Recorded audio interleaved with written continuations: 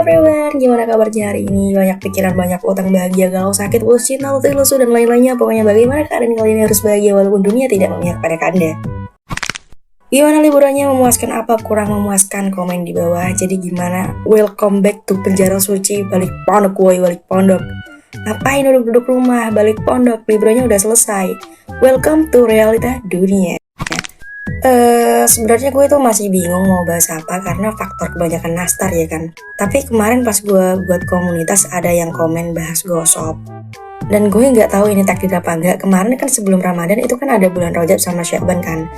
Dan biasanya kebanyakan pondok pesantren itu ngadain acara Sya'banan atau Rajaban. Biasanya di double jadi satu gitu dan didabelin juga sama khataman. Otomatis sebelum acara dimulai pastinya ada persiapan. Dan niatnya gue tuh pengen tidur di pondok. Ini didengerin dulu ya dari awal, jangan di skip-skip biar kalian bisa nangkap cerita gue. Gue masuk gerbang, gue taruh tuh sandal gue deket musola, terus gue berbincang-bincang basi lah sebentar tuh sama anak-anak di bawah yang lagi dekor. Nah, gue harus ke atas sebentar karena ada keperluan. Setelah selesai otomatis gue turun dong. Gue balik ke musola buat bantu-bantu. Dan waktu itu ada yang mau fotokopi. Kalau fotokopi otomatis harus izin buat keluar karena pondok pesantren gak menfasilitasi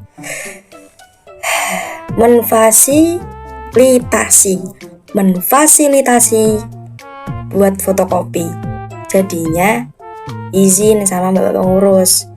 Dan itu posisinya malam dan ketika saya ingin mengambil sendal saya udah hilang gitu aja. Padahal gue tinggal tuh sebelum 5 menit. Alhasil gue naik ke atas lagi dan ngambil sendal random di rak dan langsung cabut buat fotokopi. Di situ pas gue niatannya mau bermalam di pondok pesantren, memutuskan buat cabut pulang tidur di rumah. Ya, sendal gue digosop. Disclaimer dulu buat kalian yang nggak tahu apa itu gosop, gue bakalan jelasin sedikit. Kalau kalian search, arti gosop itu tindakan di mana seseorang memakai barang seseorang tanpa izin. Dan itu adalah hal lumrah yang terjadi kalau kalian mondok. Selain sendal, barang-barang lainnya tuh juga bisa digosop. Dan yang sering digosop selain sendal adalah gayung. Ya, gayung. Mau gayung itu nggak tulis nama Allah sampai full, itu pun bakalan digosop. Masuk pembahasan kedua yaitu santri ngelajo. Kalau kalian cari tahu itu yang keluar pertama malah pondok pesantren yang ada di Blora, Jawa Tengah. Tapi kalau kalian ketik ngelajo itu artinya bekerja pulang. Tapi kalau sepengetahuan gue, santri ngelajo itu ya kayak santri biasa tapi dia balik rumah. Nggak tidur pondok pesantren. Ngelek kan otak lo? Biasanya santri ngelajo itu cuma ngikutin kegiatan mengaji doang di pondok pesantren dan nggak bermalam gitu. Ngelek ya? Ngelek kan otak lo? Sama, saya juga. Lanjut cerita sendal gue digosop yang kedua. Dan putusnya cerita ini sendal gue digosop sama siapa? Lo tebak? Asal lo tahu. Yang gosop sandal gue adalah mbak-mbak pengurus. Ya, mbak-mbak pengurus. Dan ceritanya ini terjadi pas gue mondok, belum jadi santri ngelajo. Awal mulanya tuh gue habis keluar buat ngaji. Nah, sehabis ngaji gue mau balik kan. Kebiasaan gue sama teman-teman gue sehabis ngaji tuh nggak langsung ke atas masuk kamar, nggak. Biasanya gue sama teman-teman gue tuh duduk-duduk di depan mading. Nah, ceritanya tuh gue ada acara pengen buang air kecil segala. Nah, gue bilang ke teman gue, duluan aja ke depan mading. Nah, gue titipin kan kitab gue karena habis ngaji. Nah, begonya gue, sendal gue nggak gue titipin sekalian sama temen gue. Malah gue taruh di depan kamar mandi. Karena kondisinya masih sepi. Kelas ngaji tuh belum pada bubar dan emang kelas ngaji gue tuh udah selesai duluan. Jadi bisa balik dulu. Gue masuklah kamar mandi. Gue tinggal tuh sendal gue di depan kamar mandi. Selesai sudah urusan gue keluar. Sendal gue udah gak ada. Gue masih positive thinking tuh. Gue tunggu di batas suci, lumayan lama. Gue tunggu, sampai kondisinya lumayan ramai. Karena kelas ngaji udah pada selesai. Alhasil gue ke depan mading, curhat ke teman gue. Beruntungnya gue punya sandal cadangan.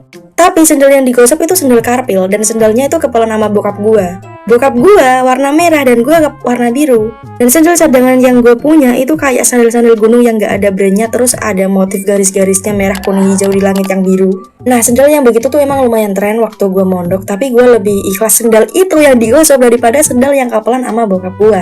Setelah 4 hari penantian saya di batas suci, akhirnya saya mendapatkan fakta bahwa sandal gue digosok sama siapa? Mbak-mbak pengurus. Dengan tutur kata yang bagus dan niat yang baik, saya mengucapkan, Mbak, Mohon maaf, itu sandal saya yang Anda pakai.